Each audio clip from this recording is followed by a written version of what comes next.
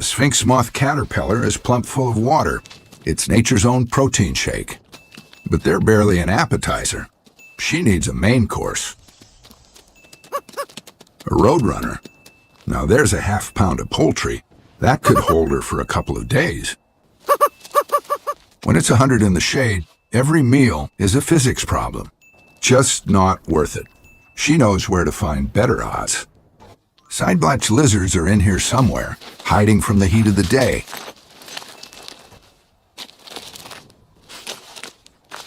If her timing's off, they dart into the narrowest crack. But there's a lot of them out here.